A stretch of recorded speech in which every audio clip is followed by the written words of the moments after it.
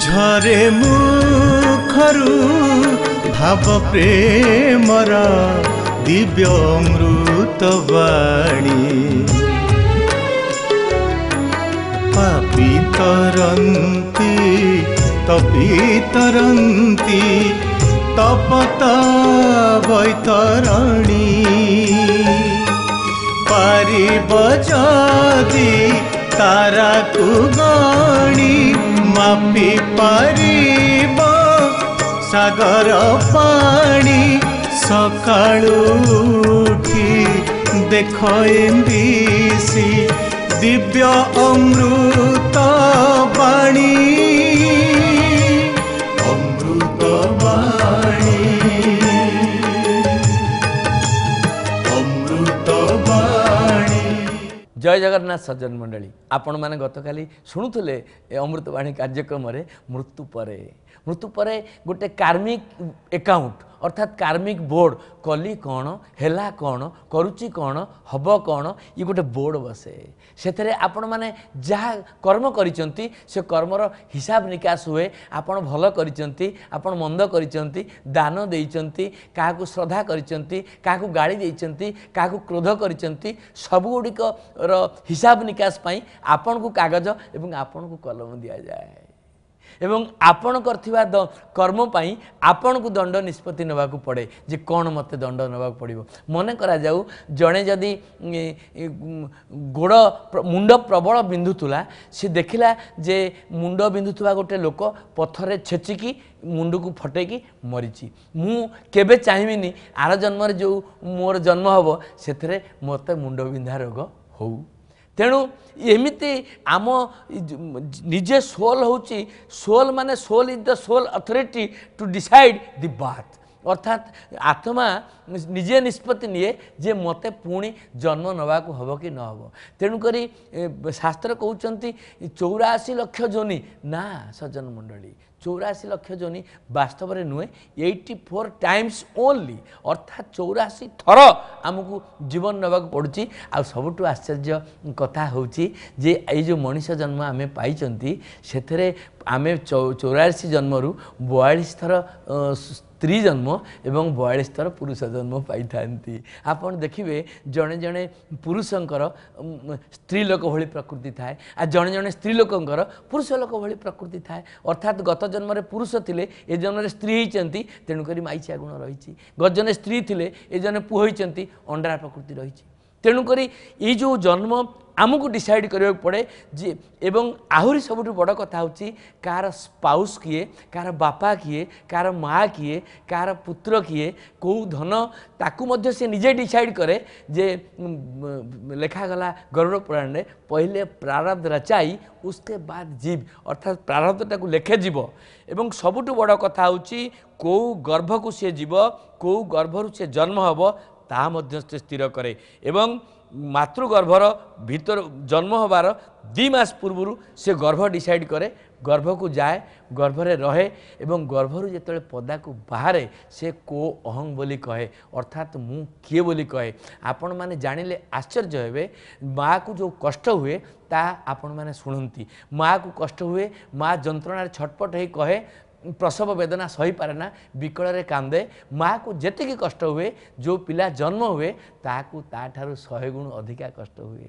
सो ही became failed his memory मने कोहं कहूथुवा लोकटा पदा को आसी मु किए बोली पचारे आमे ताकू परिचय दियंती दामबामु को पुओ इंग्लिश मीडियम स्कूल में पाठ पढ़ेबू ता घर को जीवनी आ घर को जीवनी आमे जिमी शिखांती पुणी संसार भीतर से पड़ी जाए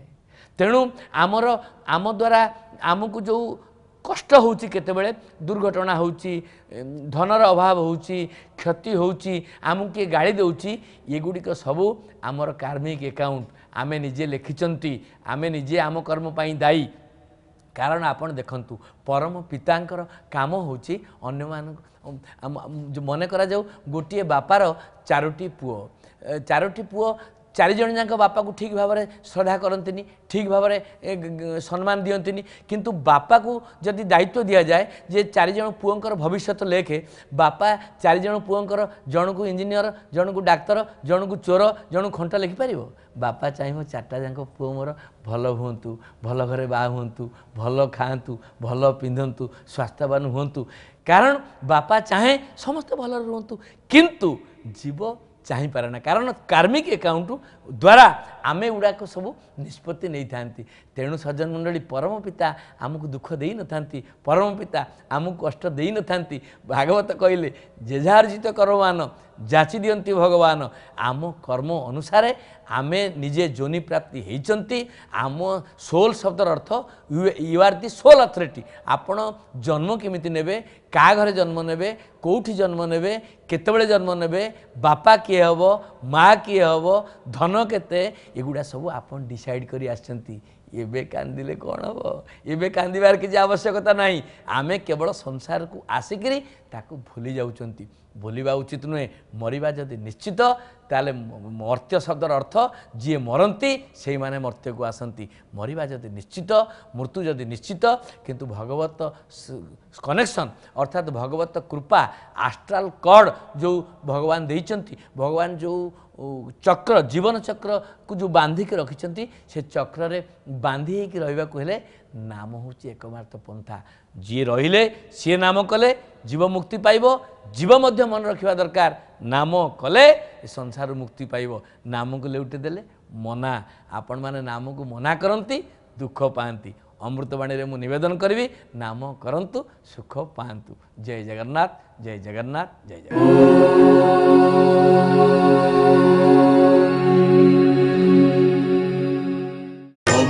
अमृतवाणी। ओं नमो भगवते वासुदेवाय ओं नमो भगवते पुरुषोत्तमाय नमो नारायणं नमो नारायणं नमो नारायणं नीलाचल निवासाय नित्याय परमात्मने बलभद्र सुभद्राभ्यां जगन्नाथाय ते नमः। हे प्रभु असीम अव्यक्त पुरुष अनादि अनंत असीम हे प्रभु आपणक श्री चरण तले आपणक श्री अनंतमय प्रति आपण कोटि बार नमन और प्रणाम। दर्शक बंधु दुष्ट लोक मानू पाखु दूरी रही बहुत शास्त्रक मान बहुत कथा कही अनेक थर कही अनेक लोक अनेक व्यक्ति कहते अनेक साधु सन्थ मान ए कथा को निर्णय कर मनीष बरं के मिसी न मिस किंतु खराब व्यक्तित्व सहित मिसेना खराब लोक सहित मिसेना खराब चरित्र सहित मिसेना और खराब जीवन बिटाएना तेणु से शास्त्रकार मान कहते जो माने दुष्ट लोक देखिए मीठा कहूथवा व्यक्ति आपको जे मीठा मीठा कथा कहूँ अतिरिक्त मीठा कहूँ आप तेल कथा कहूँ जानतु ता भीतर किसी स्वार्थ अच्छी आ मीठा कहूथवा लोकटी मीठारे पोक लगे मीठारे जंदा लगे मीठारे पिंपुड़ी लगे मीठा नष्ट हो जाए लुण लुणिया लगे किंतु खराब हुए ना लिंब पीता लगे तर पोक पड़े ना बरं पोक को निवारण करे लिंब पिता कथाटे लुणिया कथाटे खराब ही पारे किंतु से कथारे मूल्य अच्छी महत्तर अच्छी दुष्ट लोक मैंने आपको देखिए जो लोक मैंने बहुत शीघ्र मिसी जाती से बहुत शीघ्र चली जाती जो लोकटी धीरे धीरे आपण सहित संबंधित हो जाती से बहुत दिन पर्यंत रही पत्थरटा को पानी काटी दिए पत्थरटा को पानी काटी दिए अन्य सब फटई दिए काटिबा और फटिया भितर पार्थक्य अच्छे झरणा पानी टीए पहाड़ को काटी तार लाई ता झर तैयारी कर दिए आउ सी जो झर आसे पहाड़टी धीरे धीरे ताकू बाट कढ़े दिए गोटे पानीटा नम्र साधा एवं ठंडा बोली से काटी पारुछि आउ अन्य माने जते डिनामिट से फटई दउछि फटई देले तार शोभा नहीं से केउठी फाटिबो किछि नहीं झरणाटे बहुछि कि शोभा पाउछि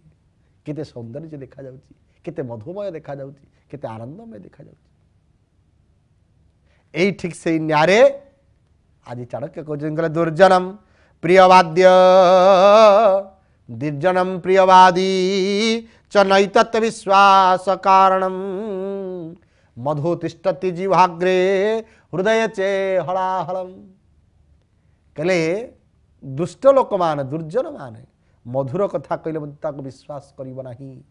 कारण से मीठा कथा कहता स्वार्थ पूरण पाइबापी आउ अंतर रे अनेक क्षति करने हलाहल विष पर जघन्य मतलब थाए, जघन्य मतलब थाए। तेणु से कपटाचारी स्वार्थरेसी दुष्ट प्रकृति लोक हिते साजी मधुर खोसामतिया कथा कही सर्वसाधारण कर नाना प्रकार सर्वनाश करती। दुर्जन संगे कले बास निश्चय घटिब सर्वनाश, दुर्जन संगे संग जार निश्चय विपत्ति ताहार। मनीष अनेक कथा परिवेश शिखे, अनेक कथा बापा माँ पाखर शिखे, अनेक कथा जो निवास करे से शिखे। जितेबले जो आपणकर चरित्र भल केमती जानवे, गोटे पिलार चरित्र जानी पारे तार मित्रता जाना पड़े, से क्यों लोक सहित मित्र करुच्ची, क्यों लोक सहित संबंधित अच्छी, क्यों लोक सहित अति गहन्य अच्छी, आउ जो लोक सहित अति मित्रता अच्छी तार प्रवृत्ति ठीक से जेमिति गोटे मदुआ लोक को सारा राज्यर क्यों जगार गले मद मिले ताकू जना अच्छी, जड़े गंजुड़ गंजेई खाऊवा लोक को क्योंठी गंजेई मिले ताकू जना अच्छी। ठीक से परी जड़े भल व्यक्ति को भल चरित्र लोक मैंने क्योंठी अच्छा खोजा पड़ जाए, जना पड़ जाए। जड़े सांबादिक को कौ जगार क्यों सांबादिक क्योंठी अच्छी आपे आपे जना पड़ जाए, कान में बाजी जाए, किए हेल्ले क्यों जड़े कहीदिए तो ना शुणे, जड़े प्रवचक को ओडिशार कौटी किए प्रवचन दूसरी आपे आपे जना पड़ जाए। ठीक से परी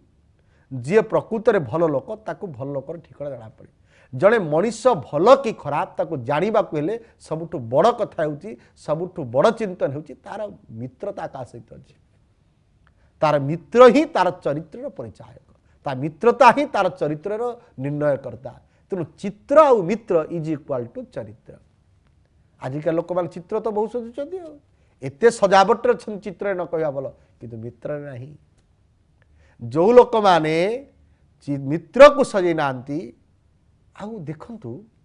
मनीष जीवन आपन को थरुटे मिली, अन्य को मीठा कथा कहतु कि हृदय विष रखंतुनी, अन्य को भल कथा कहतु ठीक कथा भी कहतु। कहीं लोक जदि आपन को ठीक कथा रागी जाऊँ रागी जाऊ कि ठीक कथाटा कही था पर मुहूर्त से बुझिले आपनकर दासत्व स्वीकार कर हुए तो से किसी क्षति करे, हुए तो ता भीतर किसी क्षति हो जाई पारे, किंतु हेउ मध्य सत्य विव्रत करिवो किंतु पराजित करिवोनी। सत्य दुख देव किंतु सत्य आपन को दुख दे पारे किंतु केवल अशांति करिवो नाही। सत्य जदि आपण माने अछंती किछि मुहूर्त पाई कला बादल टीए सूर्य को ढांकी दे पारे किंतु सूर्य को सबुदिन पाई बादल ढांकी पारिबो नाही, तार प्रस्फुटित हब। सत्य को किछि मुहूर्त पाई मिथ्या लुचै दे पारे किंतु सत्य जना पड़िला परे मिथ्या लोकटा ही बदनाम हो जाए। आ मन रखिता सत्य आउ पारद या कहीं लुचेक रखिपारे ना, सत्य दिने ना दिन धरा पड़ो। मु आज जदि मिथ्या कही आपण मान पाए प्रतिष्ठा पाई पारे, पद पाई पारे, मर्यादा पाई पारे, किंतु जदि मु मिथ्या कहू थाए जो प्रतिष्ठा मु पाइछि ता निंदुक परिवर्तन हो जीव। मु सत्य को लुचई पारती कहीं ना, सत्य दिने प्रघट हम, सत्य दिने परिप्रकाश हम, सत्य दिने लोक लोचन को आसब। हुए तो किसी समय लगी पारे, ताल फोटकाटीए बाण फोटकाटीए मुहूर्त पाई शब्द करे किंतु हृदय शब्दटा सबुदिन तो चली। तुमको कहीं जड़े जदि खराब व्यवहार करुच्ची छाड़ी दिंतु, ता व्यवहार कई खराब व्यवहार करी दुष्टामी करी बड़ लोक हो संभव न। अन्यर हित साधन करी जदि कई हित हो जाऊ था ताले पृथ्वी सूर्य दक्षिण दिगरे उदय होते केबे भी नु अपेक्षा करंतु। प्रत्येक कर्मर फल भोग करिया पड़िबो, प्रत्येक भूल कर्मर दंड भोग करिया पड़िबो। अति चतुरतार काउ मध्य गुबिष्टा खाइबा विचार करे। अतिरिक्त जो माने भावंती मु बेसी चतुर, अतिरिक्त जो माने भावंती मु अतिरिक्त चालाक, से माने सबुठार चालाक नुहंती, से सबुठार गहिरित लोक। से दुख संज काल रात्रि माड़ी आसुची। ये इतिहास को आप देखु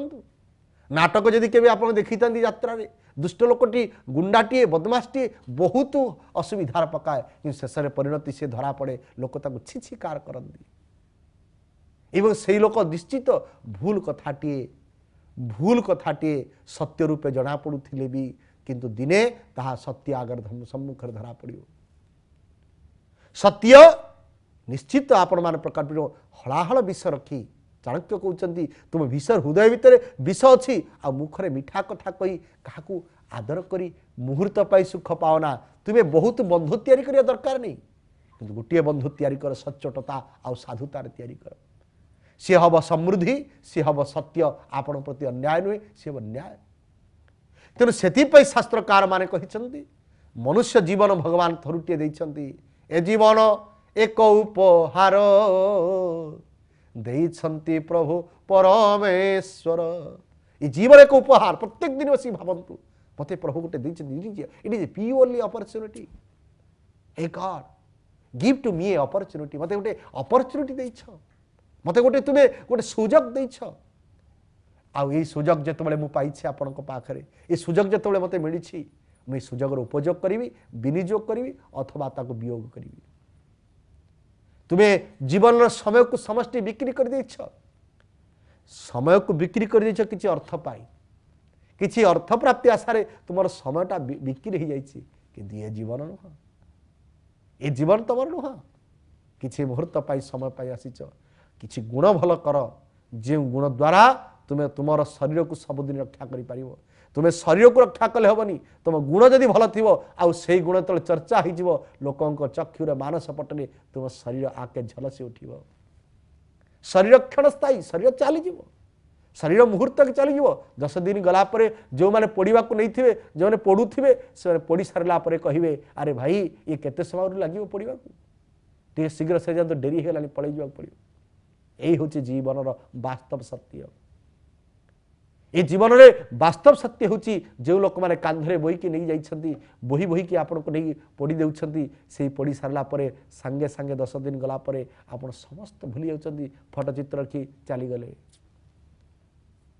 केही जीवेरी आपण को सहित ये हूँ वास्तव सत्य ये जहाँ रंगमंचर नाटक यात्रा आपण देखुछंती राति पाहिला परे समस्त सोई जाती यात्रा कलाकारटी यात्रा करे एवं राति आपन सुख दिए दिन में शोई पड़े पूरा निधाग हो जाए ठीक से ही स्वप्नवत रंगमंच जीवन ठीक से ही एक रंगमंच आपण माने कलाकार होती नाचुंट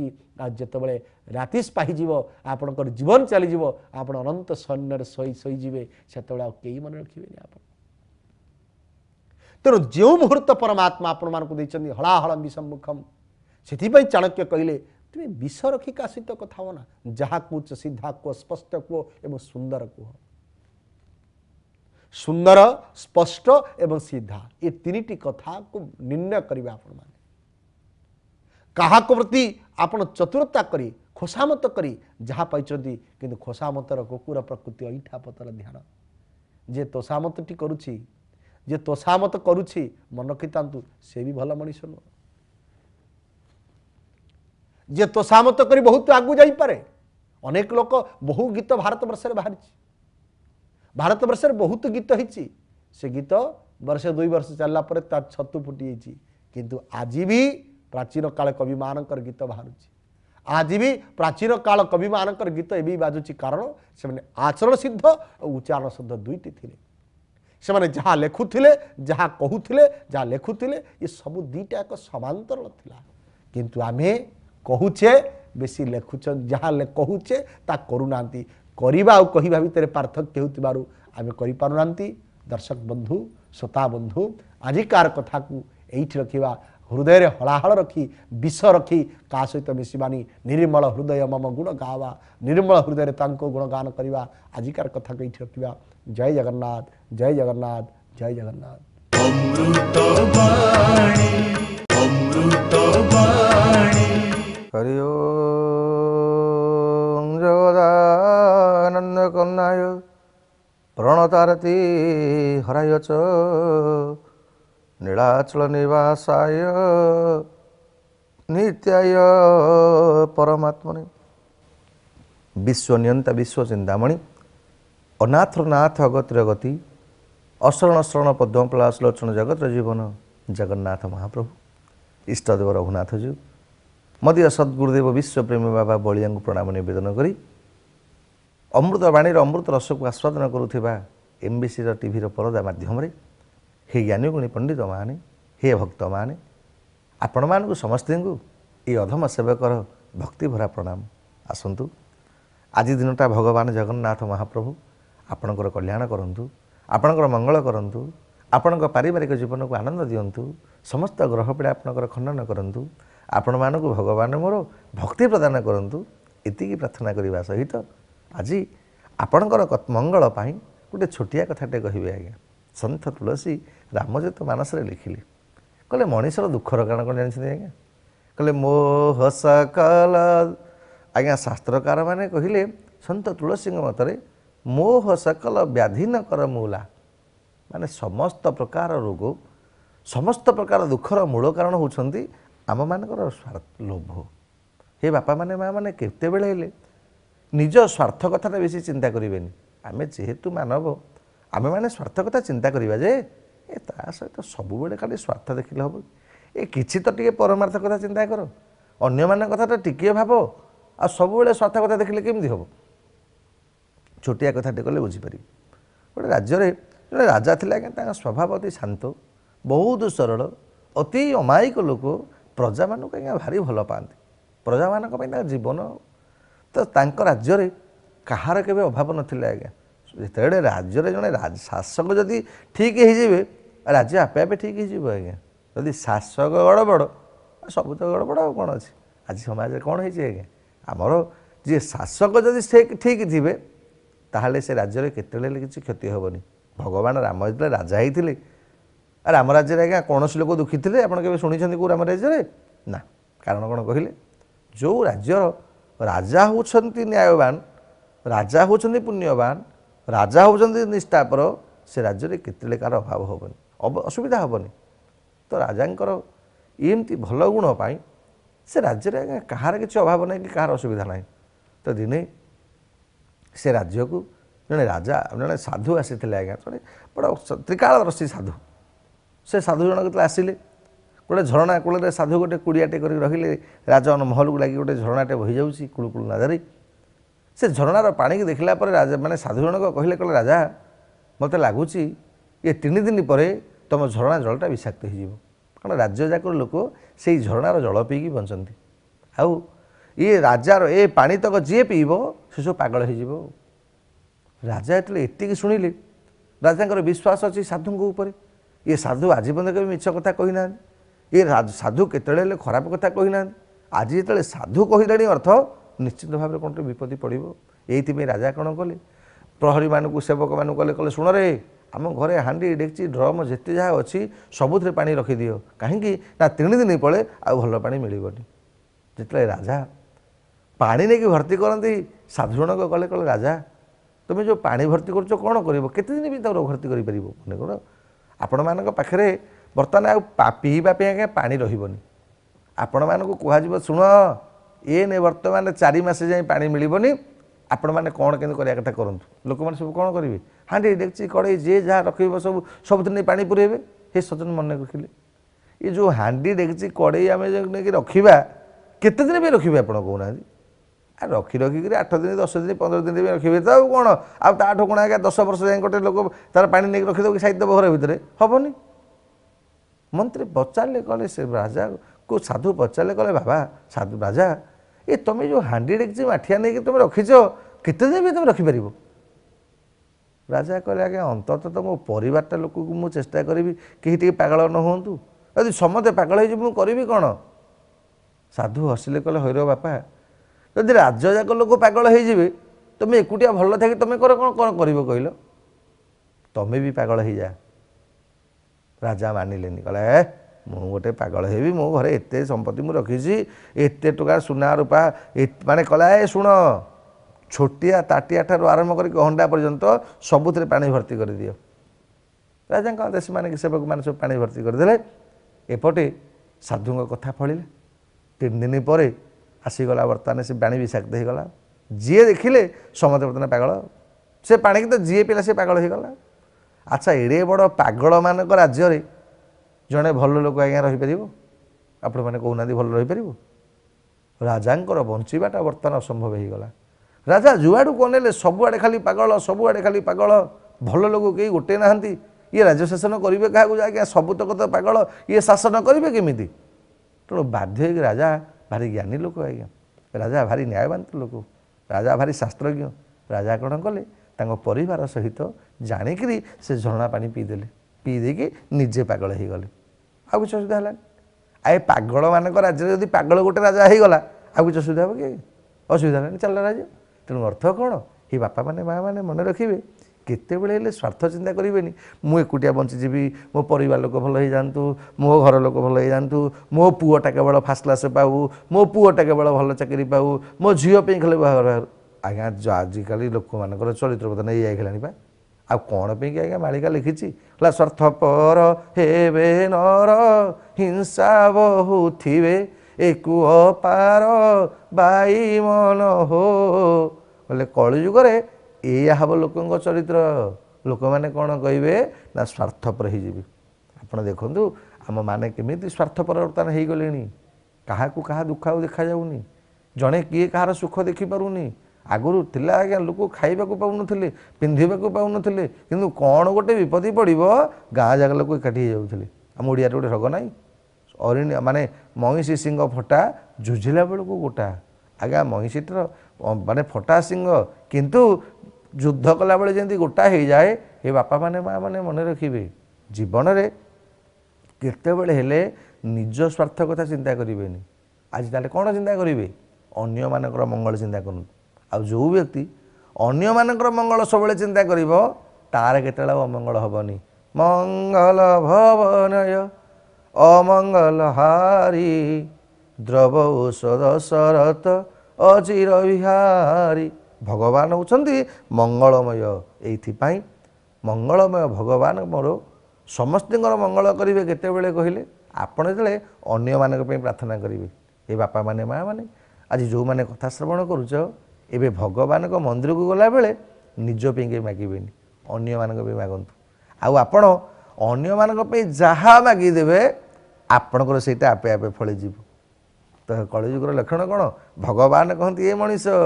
आग तू अन्य चिंता करे तो चिंताटा मु करी आम जब निज चिंता करवा आम चिंता कला कहीं नथिबे कौन तेणु सजन आसतु समय तो हो गलानी आज सकाळु आमे माने कौन शिखिले एबे कौन से स्वार्थ नुह केवल अन्य मानकर मंगल पे प्रार्थना कर सर्वे भवन्तु सुखिनः सर्वे सन्तु निरामया सर्वे भद्राणि पश्यन्तु मा कश्चित् दुःख भवेत् हरि ओम शान्ति शान्ति शान्ति अमृतवाणी।